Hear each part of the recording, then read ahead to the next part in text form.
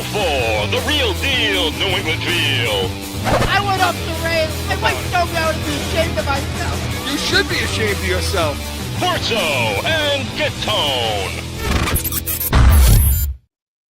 Welcome into Corso and Catone, the real deal, New England feel. I'm Corso. Catone is here, looking awfully blue today, Mark. Yes. And Joe's with us in the booth. You are listening on iHeartRadio, Apple Podcasts, anywhere you podcast. Or you can watch us on YouTube, and make sure when you're on YouTube, Joe's got it up there right now. Subscribe, hit that thumbs up, like the show. That's what we're looking for. Leave a comment. We will play it. And you can give us a call on Heated Hotline, 855-313-PATS, P-A-T-S. Message line 24/7. Leave a message, or you can email us on our mailbag, corso.catone@gmail.com. Hey, just because it's the off season doesn't mean there's not a lot of NFL going on. A weekly rewind, we're going to talk about Free Agent Frenzy 2026. Nice title, Joe. And it's back. Catone's comments is back. You happy now? Or are you gonna time, Joe. I know. Yeah. So we'll see. Well, you better come up with something good then today. We'll see what it is. And of course, in B's and C's, we're going to talk a lot of Celtics today. So we'll discuss that. Hi, guys. Hey, good morning. Hey, good morning. How are we feeling? Is it preseason yet? Well, it's morning for me. You guys, it's morning for you. You're making me drag my ass up on a Saturday morning to go live, which is what we are on YouTube. Pour yourself a little bit of a Bloody Mary. You'll be good. Yeah.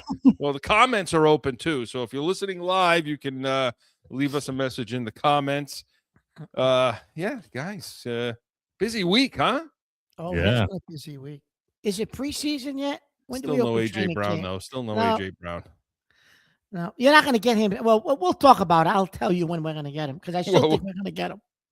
Well, we're going to do that. We're going to do it now, and we're going to talk about NFL free agency, and we're going to do it in Weekly Rewind whenever Joe's ready.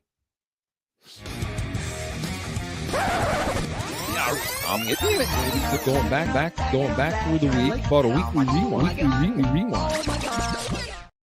It's just a great group of guys. We were really intentional about the type of player that we wanted to bring in, similar to last year, and we feel like we were able to accomplish that again, also while still improving the team. It's obviously hard to make it that far, and so again, just being intentional with your process and being open and honest about your needs and what type of players that you have, because when you have a run like we had this year, it's probably easy to fall in love with, this guy or that guy that maybe overachieved a little bit, but I think you have to be honest about where they're at. And, again, we expect a lot of internal improvement on the roster, and we're excited to see what these guys can do. I think it's important to add good players to the team. We were going through this the other day, the whole idea of a number one receiver, like how many of them are there in the NFL? Maybe half the teams have one. So, and we don't. I don't know, if that's a prerequisite for being a good football team. In my experience, it hasn't been. I think as long as you have a lot of good players and diverse skill sets like we have, then, that stuff kind of takes care of itself.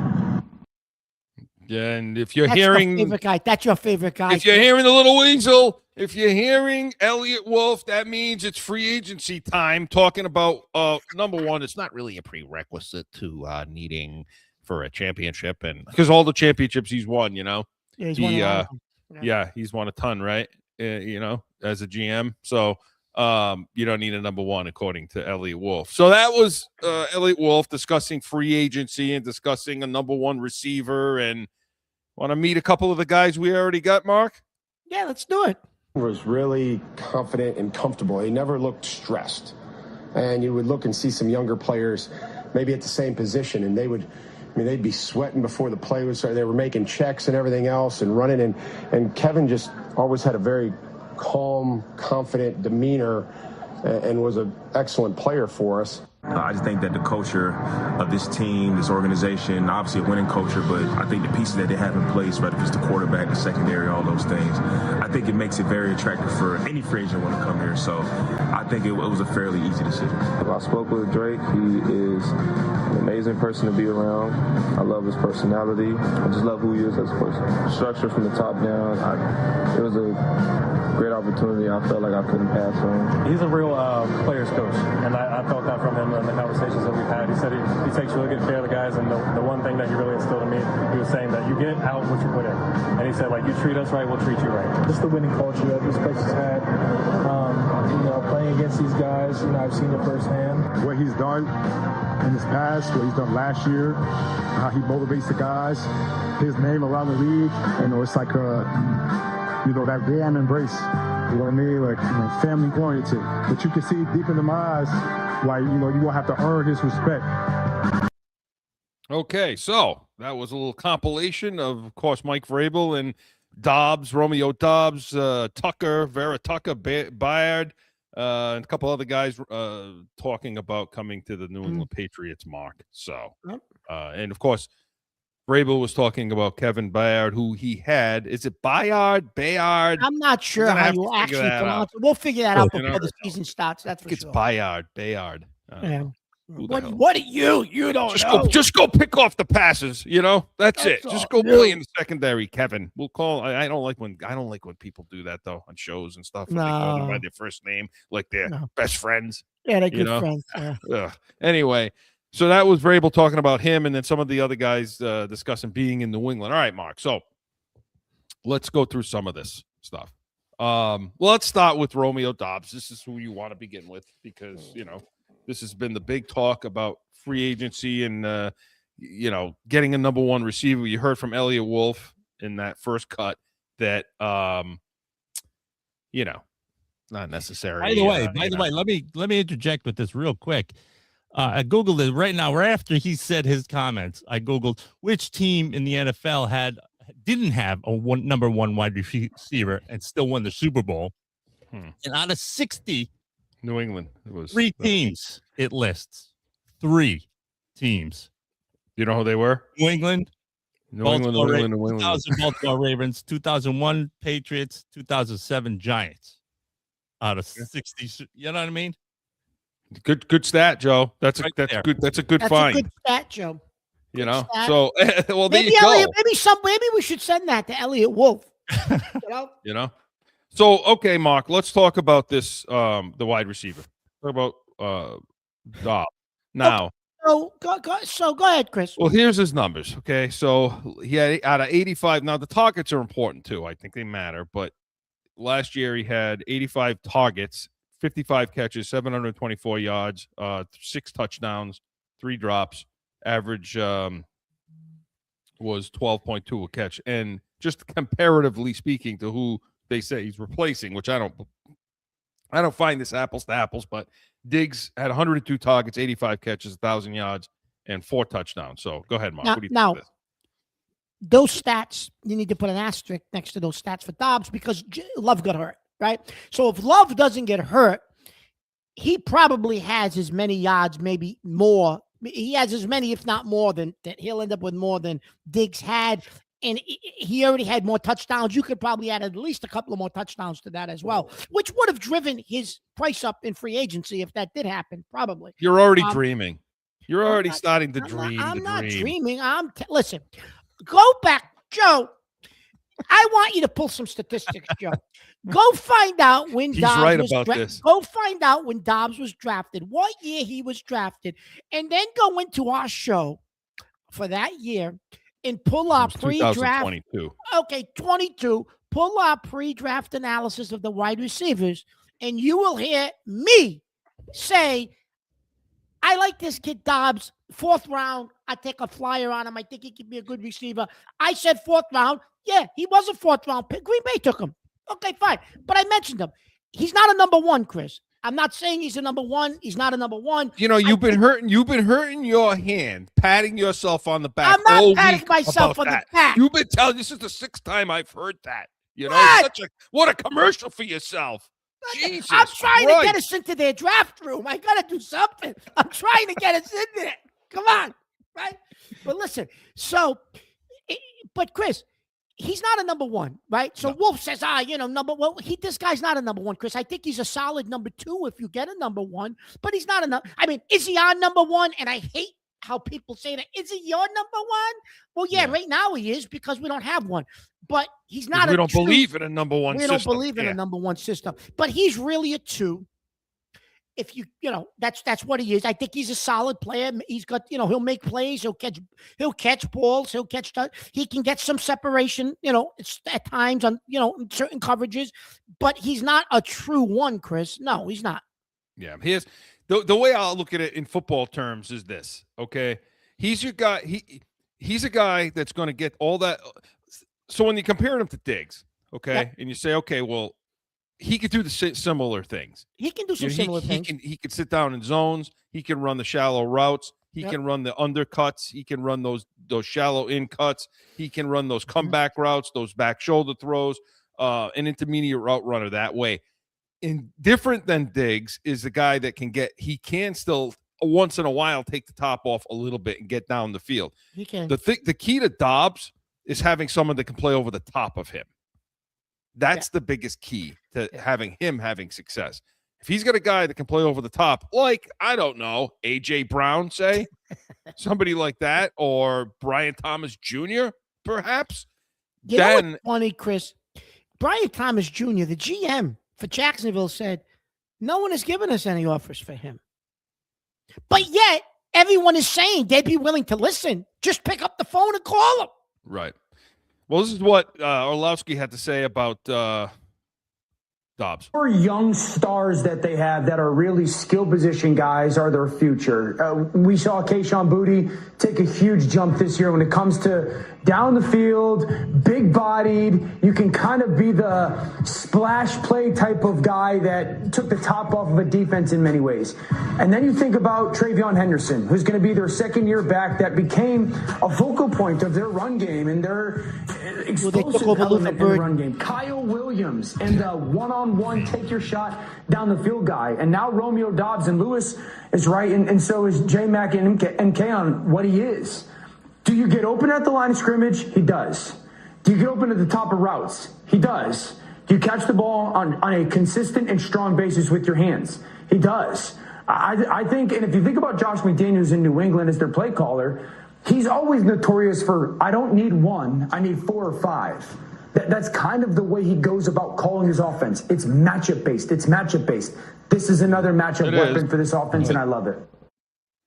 So, in addition to that, Steve Smith, who I think when he's eligible will be a Hall of Fame wide receiver, said that Dobbs, Chris, is Dobbs, another guy, how do you pronounce it? Dobbs, whatever.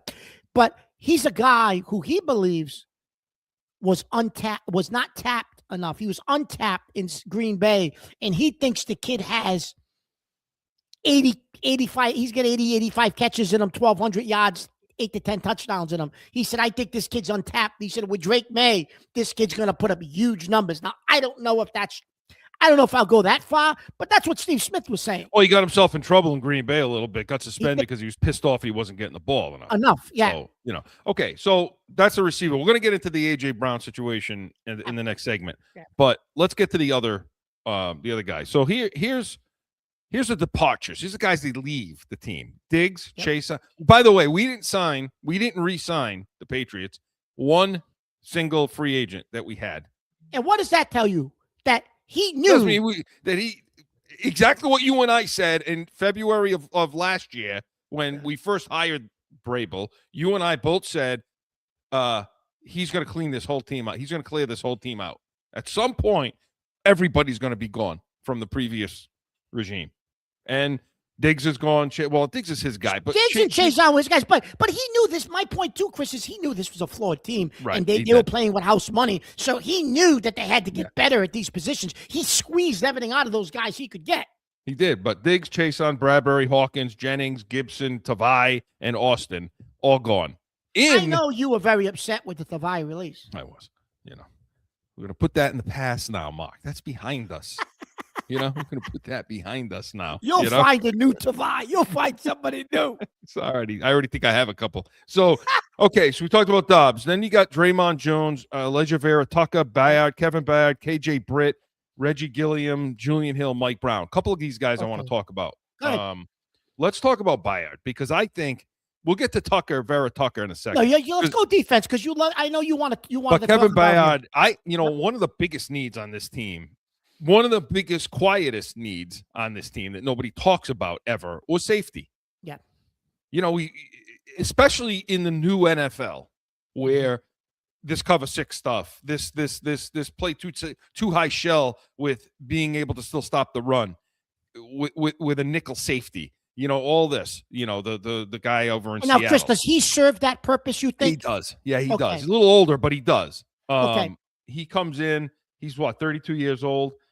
He's going to be 33 in August. But listen, 1 year contract. That's okay, Chris. Listen, 1 year, come in, play well. Maybe we can steal a ring for you. That's all. 7 interceptions last year, led the NFL, and a lot of it was coming down into the box. Yep. First team All-Pro in 17, 21, 25. I'm not talking about a Pro Bowler. Anybody's a Pro Bowler.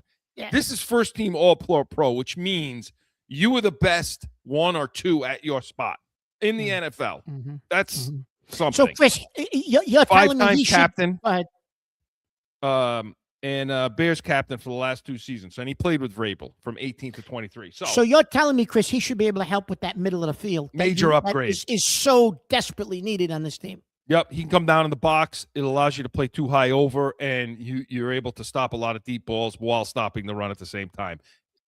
Those types of runs in the Super Bowl that Walker had against us, where he broke them, these don't happen with this guy in the field. This guy comes down and he plays the run well.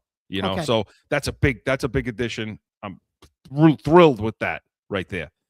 The other guy. 2 other guys, Draymond Jones and KJ Britt on the other side on the defensive side of the ball. Look, you lost Chase on, you got Draymond Jones. That's a one. I think it is. I think it's a little bit of an upgrade only because I think Draymond Jones stops the run, is good against the run a little better. Okay, he's a little bigger, about 280. Yeah, Chase on may have been a tick faster, but yeah. Oh, So he can play inside a little bit and outside. Had 7 sacks last year. That's nothing to shake your head at. I mean, that's pretty good numbers. So listen, and then talk about Vera Tucker, Mark, the god that Vera Tucker, Chris. Listen, everyone says, first of all, the contract. I know you love the contract. Typical Patriot contract. All of them were. All of these contracts with Patriot but Vera Tucker. Game day bonuses, this bonus, that. The whole goddamn contract is bonus incentives because of his injury history. Listen, here's a guy who tore 2 different biceps, an Achilles. Like, these are freak injuries. These aren't like typical, he's got a hamstring, he's got a sore back. Chronic things. Yeah, this was just freak things. You hope he's healthy because he's a Pro Bowl guard. Pro Bowl guard if he's healthy, Chris. He's that athletic. All-Pro guard. This guy's an All-Pro guard. He's an All-Pro guard. If he can stay on the field and be healthy, Chris, you probably got yourself an All-Pro guard for cheap money. You're not paying him a lot of money at all for an All-Pro guard. Yeah. And he puts himself in between 2 second-year players. You're moving Wilson over to center, which, is... Well, now you figure that's a guarantee because Bradbury's gone, right? Right. And the other thing you say, I mean, we're all assuming, Wilson, that's his natural position. It's going to be fine. We don't know that. And obviously with the Will Campbell issues. But when you stick a guy like this in between them, you watch how different athletic, it is. Chris, if he's healthy, he's athletic as hell, too. So if he's healthy. That becomes a pretty good offensive line. Well, because on the other side, you got to win. Who I would love to try to renegotiate that contract, Chris. But or to get him to come into camp with his fat ass in shape. But if and Moses, he's old, right? He's old. He's 35 years old. So you're gonna have to get yourself a guard, a younger in the draft. You're gonna have to draft someone, right? Can Ben Brown swing? Yeah, Ben Brown's okay, right, from center to guard. But you're going to need a swing tackle. But Moses is a tackle, so you're going to need a swing tackle. I'm thinking of Owenu. You're going to need a swing tackle, Chris. Somebody to replace Lowe, because Lowe they let go for cheap money too, Chris. So they must not have. There's something about him. They probably said, you know what, we can draft a young guy that can do the same thing. Yeah, and I think they will. The kid from Notre Dame, we talked about that last week. In the combine. So those are the additions that have been brought in. And when we come back, they still haven't brought in a linebacker, sideline linebacker, which you're a little bit concerned of. I know they brought in KJ Britt, but he's not. I wouldn't say he's a starter necessarily. And the guy they picked up off the practice squad, what's his name?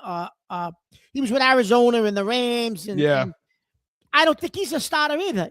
These are special teams guys and backup guys. No, they have depth guys, but not a lot of starters. And when we come back, we're going to get we're going to talk a little bit deeper into this, if they're better or worse. This portion of Weekly Rewind was presented by Corso Law Group, corsolawgroup.com. When we come back, going to continue with this free agency, freak frenzy, freak out 26, whatever the hell it is over here that we're talking about. Is the team better or worse? We will discuss. Stick around. No one ever thinks they will be in need of a criminal or traffic lawyer, but things happen. Corso Law Group is Arizona's leading criminal and traffic law firm. Their 20-plus years experience and attention to detail has helped thousands of people who found themselves in a situation in Arizona. Whether it's a traffic ticket or more serious issue, talk with these expert attorneys. CorsoLawGroup.com. Back in with more Corso and Catone, the real deal, New England feel. All right, Mark, to continue on that point you started to make. So those are the things they did we talked about, which I'm happy with. Yes. And we'll give our grades of this draft. Yes, for the amount of money that they were going to spend, I thought they did well. Because you and I knew they weren't going to spend a ton of money because he's going to do his 3-year and then he resets and he's going to stay under a certain number, which I think they pretty much are pretty close to that number. So we were happy with what they got. After day one, we were pissed. But then they settled in and got guys that really I think will help. They definitely rebounded on that. Now, one of the things I'm going to come down on them for in a screw up, to me, the biggest screw up in free agency for them so far has been not being able to retain Tonga. I don't understand that, Chris, because he didn't sign for a lot of money. No, evidently they had the deal done or they were working with him. The report came out. Putting the raw Steve down now. Here we go. Joe. Serious now, everybody. Mike Garofolo reports. He talked about the Patriots had a deal almost done with Tonga at the end of the season, broke down at the last minute. When they re-engaged in the NFL Combine, the price went up. I mean, his agents went around, found out that he had a market, and they lost him to the Kansas City Chiefs. But and he signed on a 3-year, $21 million, $14 million guaranteed. It's the $14 million they don't want to pay. They don't want to pay that guarantee. They were probably offering like $8 million, $6 million guaranteed, figuring he'll take the cheap contract, which he might have if you did it sooner. Mark, I don't like that loss because what I don't like about it is this is a guy that when he get you know what's funny about people, and you hear it all around, is they start talking about Tonga. The first thing they want to talk about with him is he played fullback. He was able to play some fullback. Like, I don't care about that. No. What the hell are you talking about? What he did for you was he was a good, solid, big defensive lineman that could get in gaps, stop the run, take on blockers, and allow our undersized, smaller linebackers like Spillane and like Gibbons and like Ellis, now Britt, to come up and make plays in the run game, right? And it'll allow Bayard to do that. Now you don't have this guy. So that's a guy I don't know what they have in mind. I don't know if they think they got somebody already on the roster that didn't play a lot last year. Are they going to end up signing a veteran who's still out there in free agency that you get cheap, or they're going to have to, they're going to have to dip into the draft? Maybe they're thinking, there's always guys available in the summer from veterans that get cut at training camp. But you're going to have to fill that void, Chris, because right now you don't have any. Like I said, unless they think a Farmer or somebody else on the team. They're probably going to rely a lot more on Ponder and Ponder's an edge guy, but more so Farmer, maybe. To do something. But that's a big leap, man. Yeah, that is a big leap. So that's a position that they're going to have to do something with, Chris. That was a big loss. And the other position, Chris, that they're not making a big deal out of, right? Yeah. Is tight end. So yeah, okay, you're right. I get. And they talk about the McDaniels offense, and he spreads it out. But a big part of the McDaniels offense is the tight end position. So Hunter Henry, Chris, I'm not even talking about the playoffs. The whole month of December, he looked old. Like he hit a wall. He played great in October and November, and he was like his go-to guy at times. But then come December, it's like he fell off the cliff. Yeah. And he declined in December. Never mind the playoffs, he was basically non-existent. Those defenses were too athletic, too quick. He couldn't get separation. He was finished against those teams. He's a year older. Like, you're going to depend on Hunter Henry again with a better schedule, better defenses. No other. You brought in this guy, Hill, who's really more of a blocking motion tight end, you don't have any, like, you have to address that position. We thought they'd go after Likely. They didn't want to pay the money, I guess. You're going to have to do something. You're going to have to draft a tight end that can catch the football. I don't want to hear this, they need a blocking tight end, all the experts were saying. No, you need somebody that can catch the football because Hunter Henry is about gas. I don't know what these people were watching at the end of the year, Chris. He's gas. Is Njoku still out? He's still out there, but supposedly right now his price is still a little too high for them. They don't want to go there. And he's negotiating with 2 or 3 other teams. They're not going to sign him, Chris, because he's going to want more than what they're willing to spend. Yeah. Now, look, I understand. You can't fill everything. You can't fill every need. You can't, but this has been a need, Chris. This for a few, like it has. I get Hunter Henry had a decent season the last 2 years, but I still wouldn't classify him, Chris, as a good athletic tight end that you could really use in a McDaniels offense. It's sort of like safety. It's that position they kind of just ignored.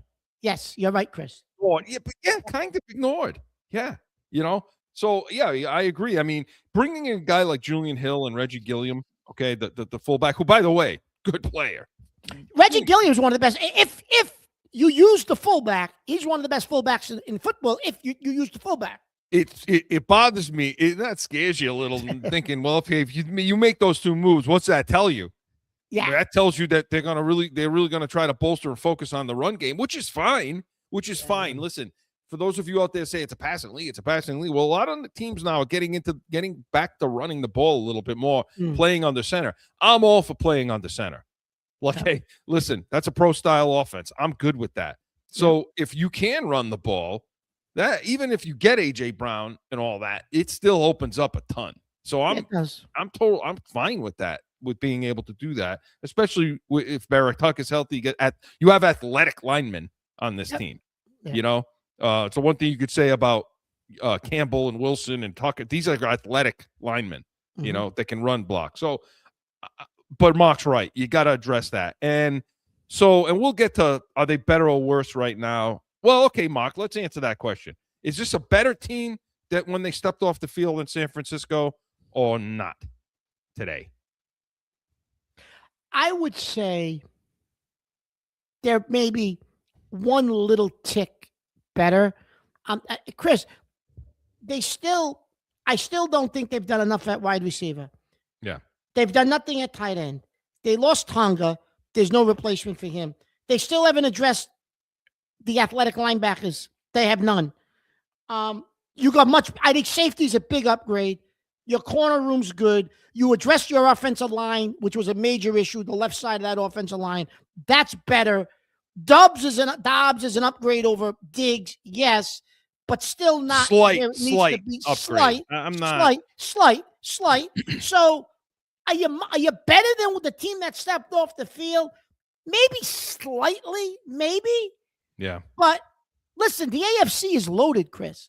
So you're gonna, and with your schedule, you're gonna have to get a little better. You're gonna have to get better than slightly better if you think you're gonna come close to duplicating what you did last year. And that's gonna have to be the edge. Your pass rush is gonna get a lot better. Yes. Now, but the Bondmore deadline came and went, and Bondmore's still on this team. So he's on this team now. I'm thinking, Chris, you're going to have to draft. Your first-round draft pick's going to probably be an edge guy, right? Because that's a deep position in the draft. Well, guess you and I are assuming that's what it's going to be. Yeah, and I think that's going to be the case because I don't think they're going to move that pick. And the reason I don't think they're going to move that pick is it was reported that A.J. Brown is, while that's still a possibility and still on the table, now Philadelphia is basically saying we're shelving that for the moment. We're shelving the moving A.J. Brown. So here's what I think happened with A.J. Brown, Chris. So if they moved A.J. Brown before June 1st, they were going to take over between a $20 and $25 million cap hit if they moved him. So I think they said, okay, if we're going to move him and take that hit, then you're going to have to give us a first-round draft pick when I'm moving him. And nobody was willing to go that far.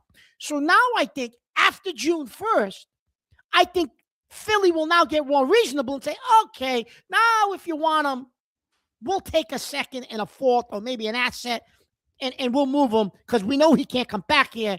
And which means you didn't waste the first round pick this year.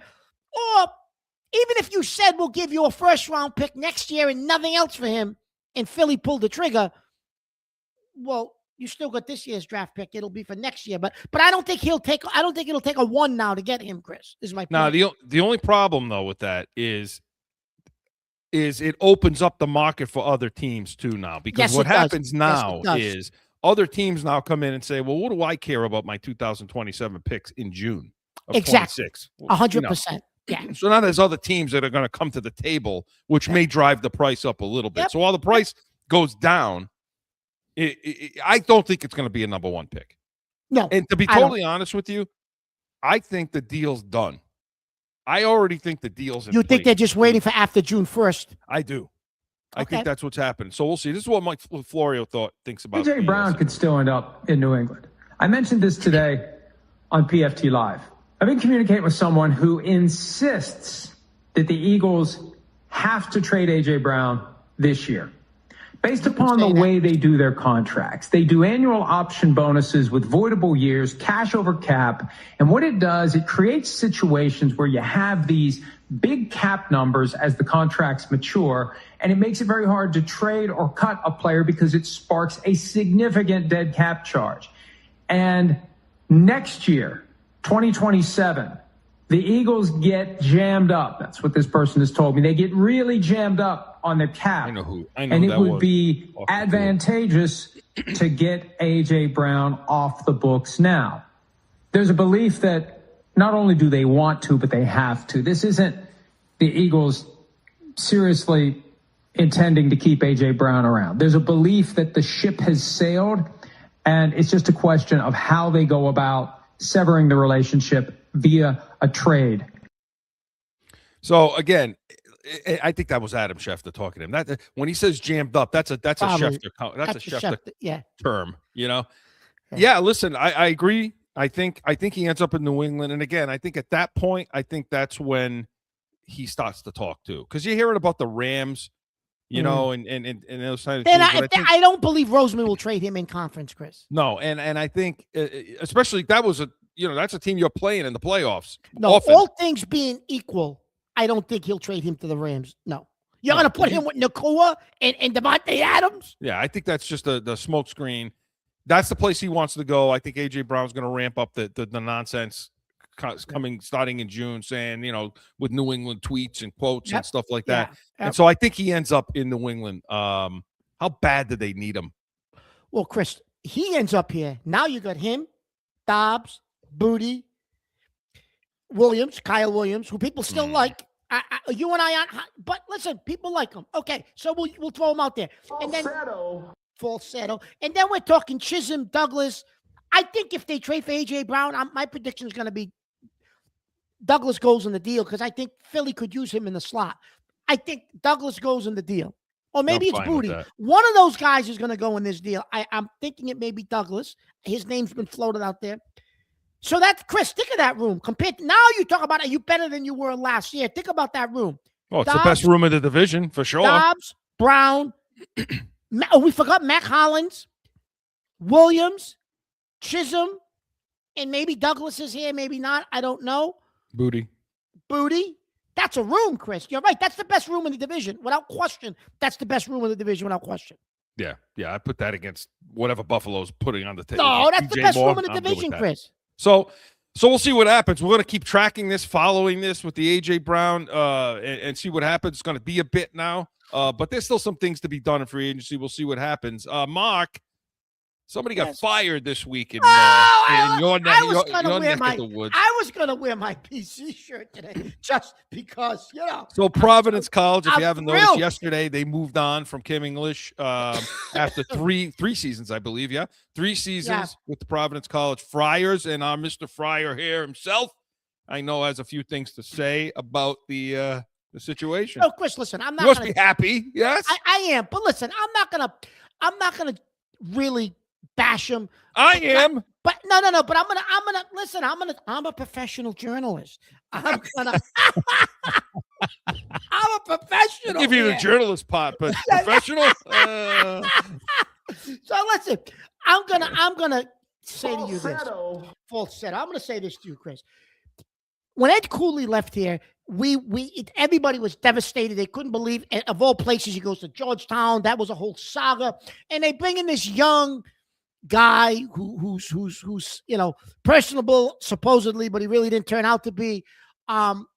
Played in the NBA. They thought he could bring players here. And everybody overlooked the fact his first problem was he had a lack of head coaching experience. He coached at a smaller school, George Mason, never won there. It's not like he took him to the NCAA tournament and they made it to the Sweet 16. He never took him to a tournament. On paper, as you look back, he shouldn't even have been given an interview. Like, his resume tells you he's not ready for Providence College to play in the coach in the Big East. He shouldn't even have been given an interview. Never mind get the job. He gets the job. Now, college basketball now is all about the portal. That's all it is. It's the portal. He has had over his 2 years, the first year he had to kind of inherit who he had and bring in some players. And I kept telling you that first year, you know what, Chris, this team doesn't necessarily fit the system he wants to run. He's going to bring in his guys. I think he'll be okay. But he never did. His portal guys he brought in, Chris, every year.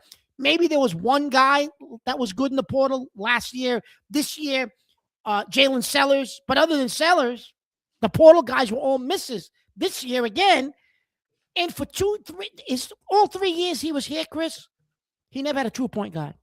Yeah. Devin Carter hid that because he was so good first year here. How do you not have a point guard, Chris? For 3 years as a head coach in the Big East, a true point guard. And it showed up, Mark. It showed up at end of halves, end of game situations. Handling the ball was an issue for them. Yeah, I mean, his evaluation of the roster was terrible. Never could get any big men. He's had the one big guy who really hasn't developed. He never got any other bigs. That was an issue. He could evaluate high school talent. Yeah, but you can't. High school talent is meaningless in this NCAA now. The way the NCAA is now constructed, Chris, high school talent doesn't matter. And for some reason, he couldn't wrap his head around that. And the last thing, Chris, is coaching. Oh, my God. Oh, good Lord. Coaching. It was just he couldn't game manage. There was a litany of things he couldn't do, Chris, right? They played Georgetown last week, I think it was. That was their last regular season game. Yep. And what the hell happened at the end of that game? I mean, that's just a good example to me. Chris, they get a free timeout because they go to the clock to check a play. They get a challenge, so he gets a free timeout. He comes out of the timeout. He's got his thumb up his ass, standing on the. I don't know what he's doing. I don't know what that play was he created. First of all, the wrong guy took the ball in bounds. Shouldn't have been him throwing the ball in bounds. It was just a point. You throw a ball up in the middle of the paint and hope your big guy, who, by the way, has no offensive game, is going to come down with that and score? Like, what the hell are you? What was that? I don't know. Yeah. I don't know what that was, Chris.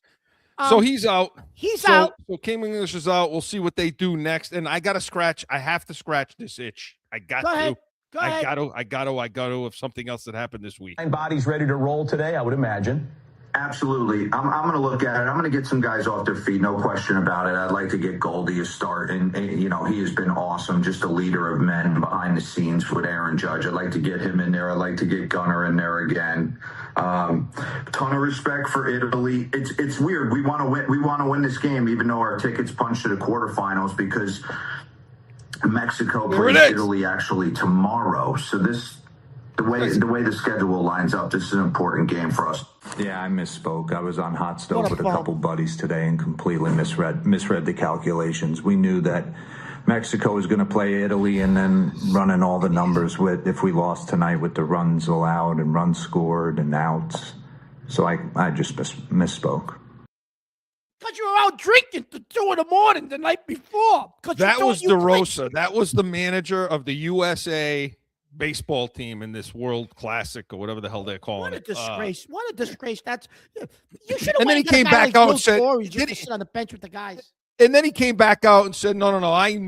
We knew what the scenario was. That's a full setup. You knew shit. You knew nothing. Shit. Yeah. You know, why is this horse's ass managing anything? I don't know where they came up with this from. I don't know. I don't know how that worked. I don't know how they came up with that. He's an announcer on the MLB network. Because all the managers are in spring training, Chris. So, but you couldn't have went. And like I said, I would have went to a guy like Joe Torre and said, Joe, just sit on the bench with the guys that put in a lineup card. Like really? Mark, this is a tournament that should have been played during the All-Star break. Yes. Like hockey does. Yes. Like 100%. when they do with those Four Nations things during the All-Star break. That's what should have been done with this tournament. Yep. Because take a 2-week break. Disgrace. Yep. Take a 2.5 week, take a 2-week break, whatever it is. You don't know the rules. Yeah. And they look terrible too, by the way. I mean, they played last night and they beat who the hell did they beat last night? They beat Canada. Canada. Canada was looking for hockey sticks instead of bats. Yeah. I mean, Jesus Christ. The Sal Academy can beat Canada. So like listen, and they barely beat. I mean, it wasn't like they did what they had to do against them. They're gonna get beat by the Dominican. They're throwing Skeens. And Skeens, they originally thought they want to save for the final, but because of the way the matchup ends up, you can't. You got to throw your best. And that other horse's ass, Scooble, goes home after throwing 45, 50 pitches. You couldn't pitch another game for your country. You're a horse's ass, too. Well, see, this is the problem with this thing. And it's not like the hockey guys, Chris. Yes, the timing of all this. Coming off, you don't see me with the USA shirt on right now, like I did with the hockey. Yeah, I was. That's the problem, is the timing of this. Coming off the Olympics. Now, I get it. It's not the Olympics. You're not getting a gold medal here. But, it's still the other countries, Japan, Dominican, these guys are taking it seriously. If the players aren't going to take it seriously, why should I? Yeah. Agreed. And that's the problem with this. Chris, and that's Italy, the problem with doing it now. Chris? You hit a home run and they have an espresso bar in the in the Nice, dugout. huh? So when you hit a home run, you take a shot of espresso and they give you a kiss on each cheek. Nice. When you hit a home run. Your son should have played for Italy. But they're into it, Chris. They're making pre-made espresso so these players don't burn their mouths when they take the shot. So, so let's see what happens with the rest of this tournament. But I'm not. They're going to lose. Much. They're going to lose Sunday night to the Dominican Republic. Yeah, I fear the same thing. So that's what's happening in the week. Weekly Rewind was presented by Corso Law Group, CorsoLawGroup.com. All right, Mark, we're back. You're back. You better bring it. Catone's comments is next. No one ever thinks they'll be in need of a criminal or traffic lawyer. But things happen. Whether it's a traffic ticket or more serious issue, go to CorsoLawGroup.com and talk with these expert attorneys. Time for Catone's comments! So, it's free agency time. It's free agency frenzy. But we have to address the elephant in the room, Mr. Kraft, once again. We have to address Mr. Kraft once again because this comes around every free agency. Yes, I know they spent money last year. I know they did. But go back and look at the numbers and look at the actual guaranteed money. Other than Milton Williams, they didn't give out guaranteed money last year, really. And he's got this number, his 3-year reset number that nobody in the NFL follows anymore but him. It's an archaic way of looking at things. Listen, we bash John Henry and Jacobs from the Bruins. Me and Chris bash those guys all the time. Kraft is no different. He just got lucky. He had Brady and Belichick cover for him for 20 years. It's all about the bottom line, the margins. How much profit can you make off of this team and still be competitive and win? And he got lucky because he had those guys together for 20 years. They covered the fact that he don't want to spend real money. Whenever it comes time to spend real money, he'll do it, and then he's going to reset himself so the profit margin goes back to where it's supposed to be. And nobody else in the NFL has that business model anymore. That's it. That you can't win in 2026 like that. Now, he got lucky last year. He called lightning in a bottle. So he thinks, see, it still works. No, it doesn't work, Bob. You better hope this team doesn't win 7 games or 8 games this year because you don't have enough and your holes are exposed. Then there was, then you talk about, we spent money. He spent money on a lighthouse and a scoreboard. And what? He made some upgrades to that stadium. Why? It's about money because he wanted to bring the World Cup games, soccer. No shit, you made upgrades because that helped you bring in the World Cup to Foxborough. You're going to make a lot of money off that. So people don't like, that's why those upgrades were made. They weren't made for the football team necessarily. Yeah, they were, but they weren't. How about the plane, the archaic plane? This week, it came out that in that survey, that players survey that Chris and I went through, a few weeks back, it comes out every year. The players said they cited multi-year issues with the plane, lack of Wi-Fi, insufficient space.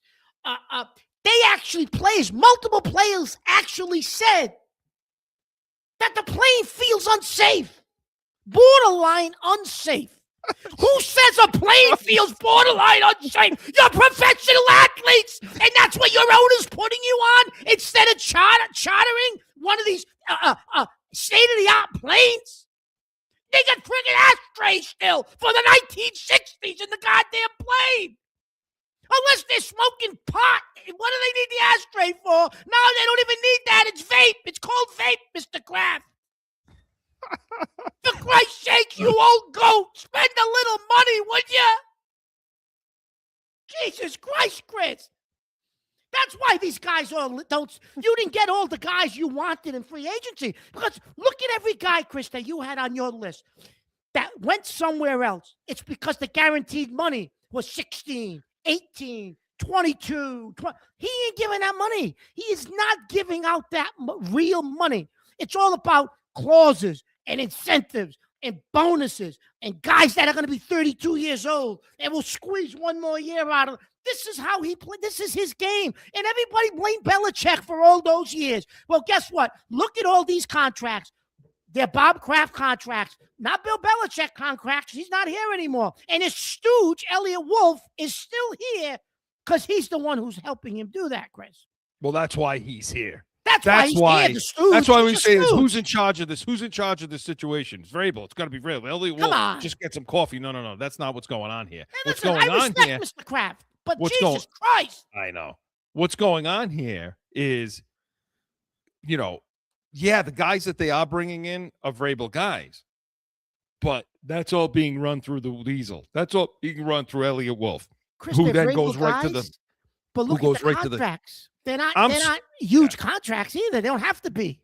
By the way, I think they have stewardesses to go along with the ashtrays on those planes. That's what they call them. They have the hats. Remember how the flight attendants, they used to call them stewardesses and they wear the hats? That's probably what they got on that plane too.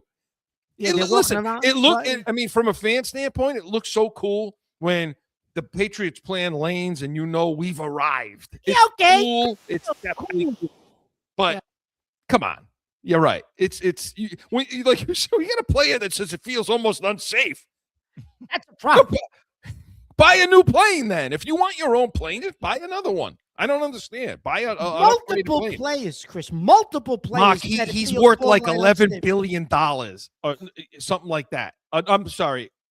Yeah, something like that. He's like the team's worth $7 billion. Jesus Christ. I mean, he's fighting with the town he was. I think they resolved it now, but he was fighting with the town of Foxborough over the security for this World Cup that you just mentioned about doing all the upgrades for the World Cup.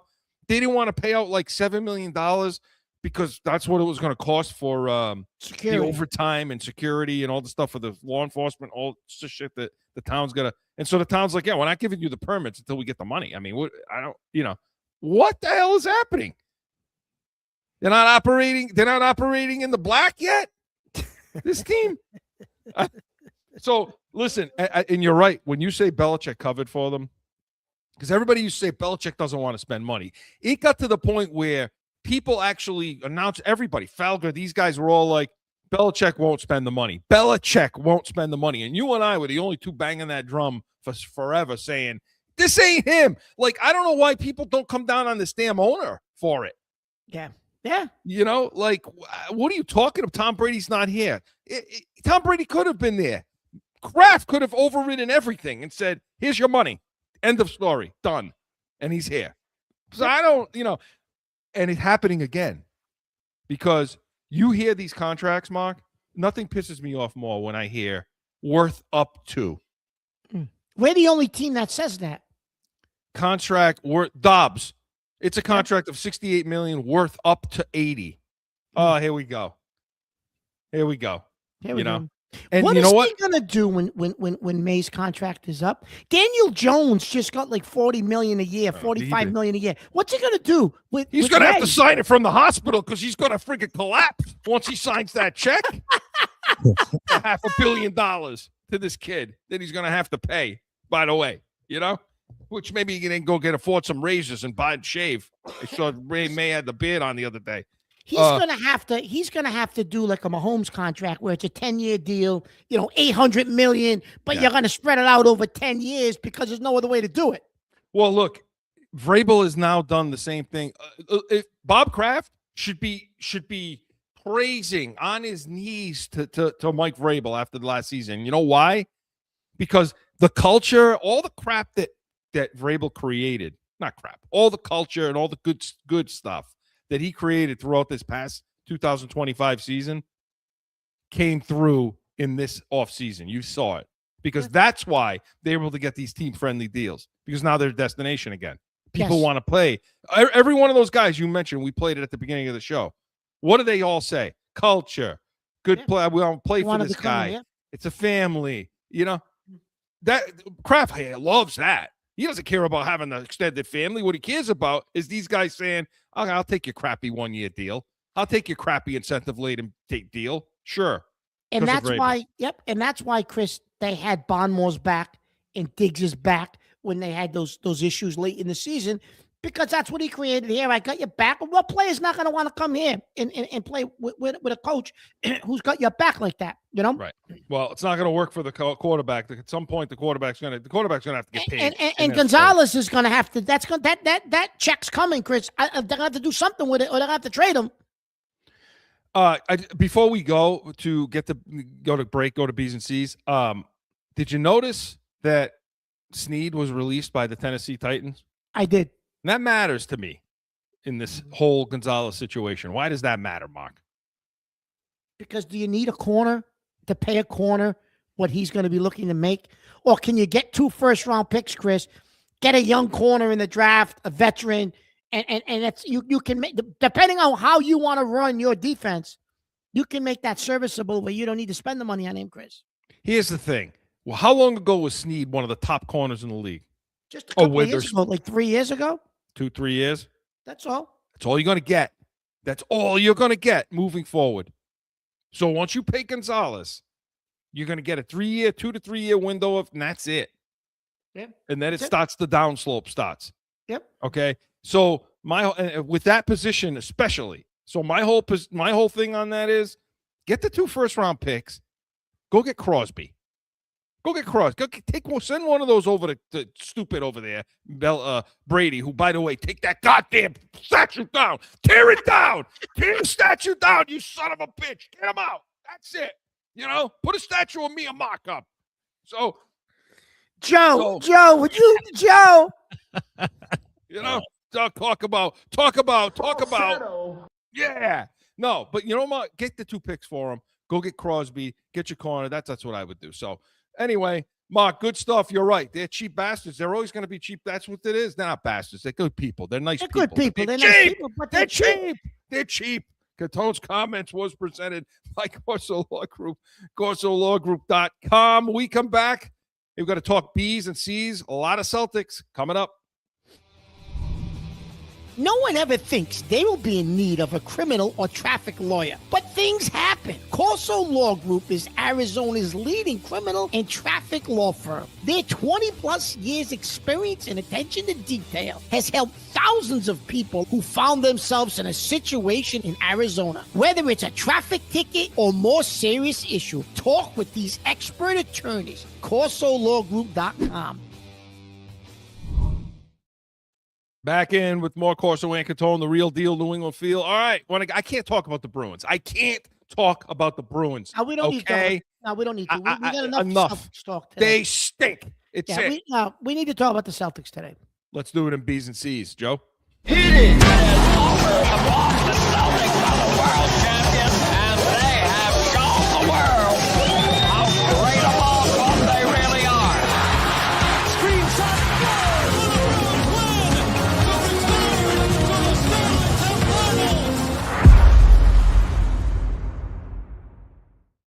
Harper, Brown, Hauser in the front court.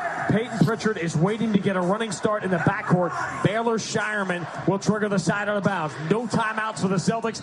Down by 2, try to steal one against the champs. Shireman holding it. Inbound. Pritchard, 30 feet. Short. And the Thunder win the ball game. Gotta look at it, and it was a wide open look.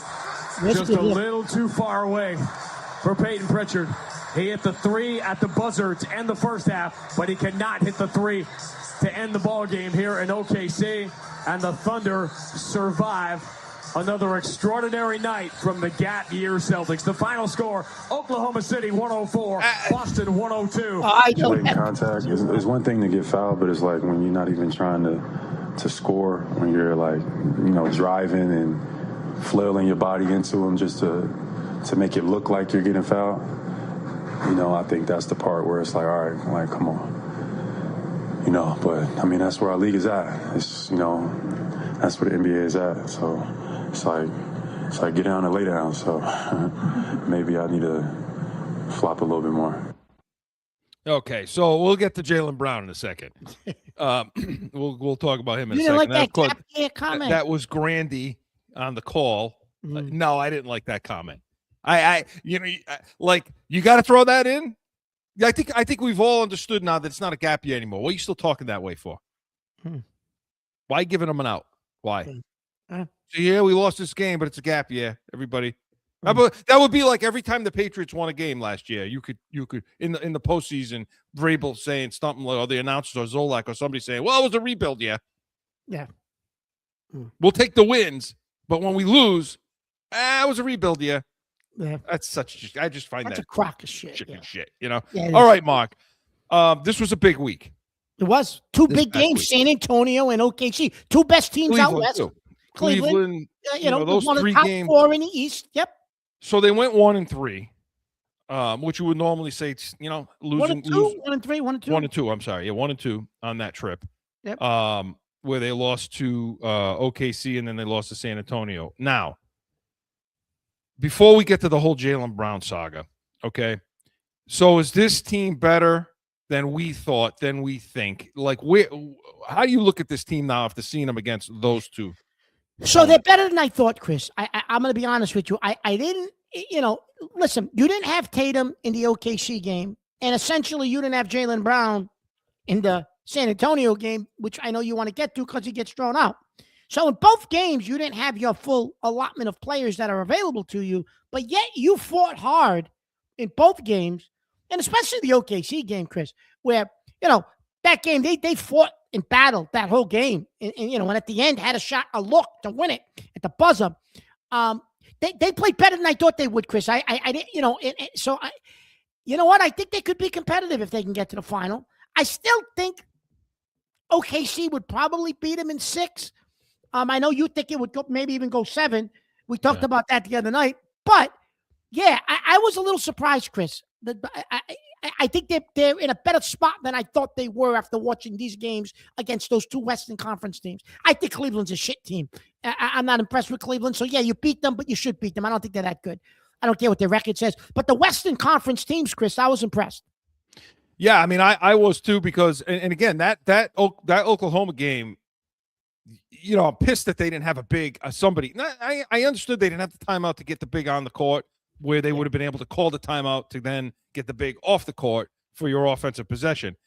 I get that, but you had to have somebody bigger than 6'7", 6'8" to guard against the offensive rebound. That pissed me off. That bothered me. We gave up the offensive rebound because I thought Brown and SGA, I thought they played each other to a draw in that game. I do. I mean, and I'll say this, SGA gave up the play. He gave up the shot to Caruso into the corner where that dude was ice cold. So why he was deferring, I don't know.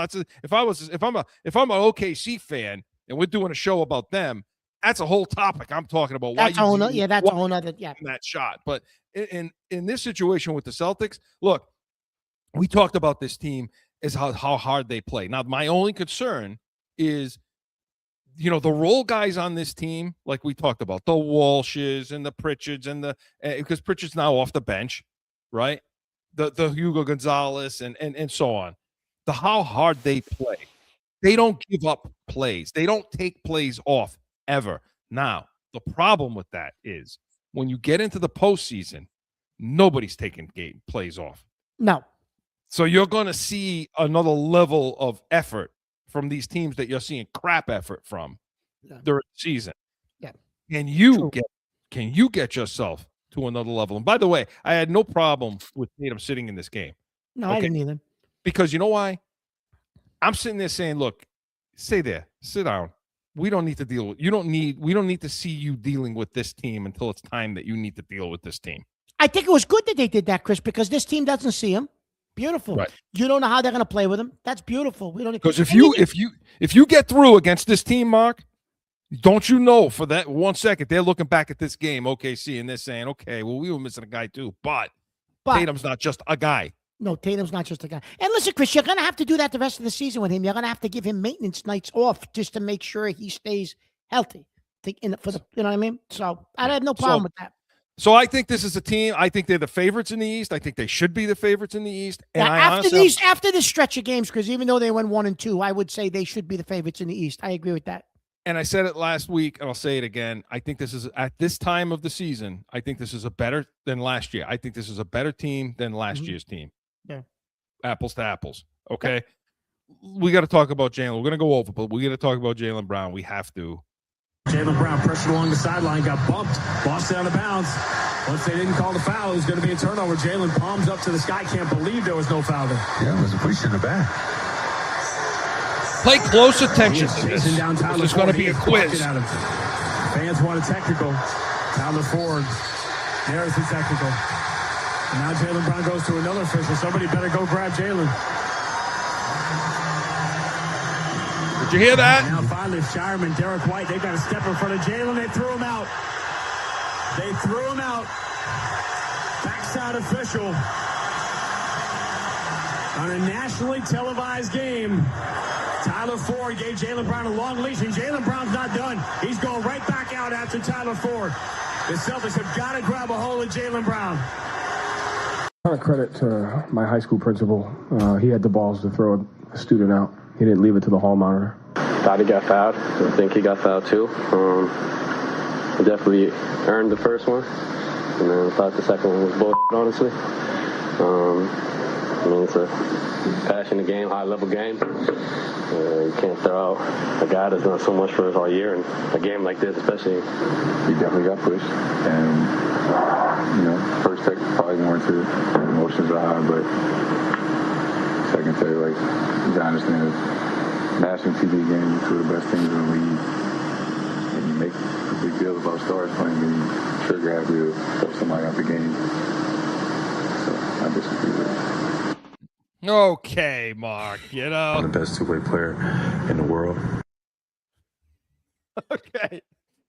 All right. So let's because you and I were going at it about this. We were going at it this week when this happened. So he gets thrown out in the San Antonio game in the second quarter, who, by the way, Jaylen Brown was the best player on the court when he got thrown out of that game.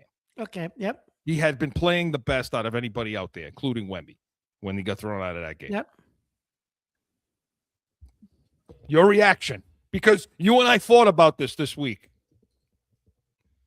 Well, you were on Stephen. You want to hear Stephen A. Smith cut first? Play him quick because we're way over. Right. It's egregious, and I'm going for Janae, Doggy, because I really want to state for the record, I'm so pissed off right now. I don't know what to do with myself. This is a very, very big time for Jaylen Brown. National television, nationally televised game, center stage, and it's the first half, and you're going to eject him because he said something, and then he turned away and pointed at the ref again. Remember, he was pushed. It was a missed call by the official. But here's the most egregious part about this, Janae, Doggy. Check this out. You have a situation, the crew chief is Tyler Ford. Sias Mehta is an underling. He's not the crew chief. And Tyler Ford missed the call. That was who Jaylen Brown approached. And then the official, Mehta, he comes in and ejects him. Why? It was none of your business. You had nothing to do with the play. It was not. All right. So, okay, Mark, your reaction, please. Listen, it was Don't change your tune now. No, listen, the ref had no business throwing him out. I get it. It was a bad call. It was a foul. I get it. You want to be the best player in the goddamn team in the world, whoever the hell you're the best two-way player in the world, whatever the hell you think you I'm are. the best two-way player in the world. Yeah, okay. Well, then you need to control your goddamn self. You know this is different, Joe. This is different. He was pissed the other night. I was pissed. I was pissed, and I was yelling about it. However, the more I thought about it, Chris, I mean, well, come on, Chris. Listen, come on. Yeah. Yep. Walk away, for Christ. I get you are pissed off. I got it. But you know why he was so pissed off, Chris? He was pissed off because of what you just played. I'm the best two-way player in the world. He thinks it's a lack of respect because LeBron gets that call, Tatum gets that call, Gilchrist Alexander gets that call, Jaylen Brown didn't get that call, and that's what pissed him off. And it was against the same team that he bitched about it the last time. Yes. That's what pissed him off. The best two-way player in the world didn't get the call. It pissed him off. In the world. He feels it's a lack of respect. My grandfather used to say to me, he used to say, Chris, you can only control you. You can't control what other people do. You can only control what you do. And as long as you do what the right thing is, you'll always be okay. And that applies in this situation. It applies in all situations. You can't put it in their effing hands. You can't put it in these jackass referees' hands. Should that clown, that underling, as Stephen A. called him, throwing him out? Well, as Mark already said it. No, of course not. Can't throw him out. There. That's the crew chief's call. That's his responsibility. He was going to let him bitch. And the crew chief gave him a leash to let him bitch. He gave him the one test. Just like LeBron gets the leash, just like all these guys get the leash. And that was what was going to happen. Okay? And this young guy had to come in and say, "Oh, you're out." He sees him approaching. Now, to the letter of the law, he should have got thrown out. I mean, that's it. I mean, the letter of the law says you got to get thrown out. So if that young official who doesn't have enough experience is going by the letter of the law, my point is, and Mark's point is, don't put it in their hands, you fool. This is such a big friggin' week for you. You're playing against MVP, the two guys that you're going against the MVP for. Yeah. Because you're number 3 on the list, and you were outplaying the first one, and you played the other one to a draw. Yeah. And you want to get yourself thrown out of the game, you jackass? No, that's on him. And the problem, Mark, with this team is there's nobody there. You heard Missoula after. What the hell was that comment, Chris? My principal, because the hall monitor, he was calling that other official, the hall monitor threw him out. There's got to be somebody on this team, Mark, somebody in the organization to say to him, "Hey, Jaylen, this is not the time for that. There's 200 plays in a game. You're going to go bitch about that? You're going to get thrown out? Fine, you get your first tee. Fine. That was legit. Go ahead. Go earn it. Then shut up at that point. Get out of there." And he's pushing guys. I swear to God, I think he freaking whacked Hauser. Who the hell are you doing? What are you doing? It's a Mark. Harper. It's one. You know what the problem is, Chris? My high school principal. That clip right there, it's the head coach isn't going to be the one who tells him anything because he probably agrees with it. No, this is one of the I'm reasons the best why player in the world. This is one of the reasons why I don't think he's going to be here next year. Yeah, because he wants to go to a place where he's going to get the calls, and he's never. He's not Tatum here. Here it's Tatum. So anyway, but I need. You made a good analogy, Chris. While that was happening at the end of that game, you said to me, "Mark, it's like Pippen and Jordan." He's Pippen, and not that Tatum's Jordan, but that's what it is. It's Pippen, Jordan, and Brown's Pippen. It's never going to change. That's the dynamic. Jordan. I know we went late. I know we went over, but we had to talk about it. That jackass. So control yourself, Jaylen. Let's see how the Celtics do. But Corso and Catone was presented by Corso Law Group. CorsoLawGroup.com. Come back next week, noon Eastern. We're going to have more on free agency, Catone's comments, anything you bring to the table. We will be ready. We are Corso and Catone, the real deal, New England Feel. See you next Saturday. Now find Corso and Catone on AM 790, The Score, iHeartRadio, iTunes, wherever you podcast. or subscribe to the YouTube channel and catch the chaos every Saturday at noon.